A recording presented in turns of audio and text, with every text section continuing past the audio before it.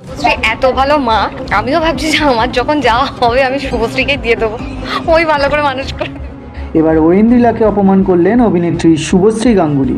সবাই জানেন, সাম্প্রতিক একটি ভিডিওতে শুভশ্রীর কাছে বাচ্চা মানুষ করতে চেয়েছিলেন ঐন্দ্রিলা। ঐন্দ্রিলা বলেন, শুভশ্রী অনেক ভালো বাচ্চা মানুষ করতে পারে, তাই আমি ঠিক করেছি শুভশ্রীর বাচ্চা বড় হয়ে গেলে আমার বাচ্চা ওকে দিয়েই বড় করব, কারণ আমাকে দিয়ে এটা হবে না। এবার ঐন্দ্রিলার মুখে এমন কথা শুনে শুভশ্রী বলেন, মা হতে যোগ্যতা লাগে, তাই আমি মনে করি যার বাচ্চা মানুষ করার যোগ্যতা নেই তার মা হওয়ারও দরকার নেই। এবার শুভশ্রীর মুখে এমন কথা শুনে শুভশ্রীর কথার সঙ্গে একমত হয়ে কমেন্ট করছেন অনেকেই। তাদের মধ্যে একজন বলেছেন, দিদি এর চেয়ে আর ভালো জবাব কি হতে পারে।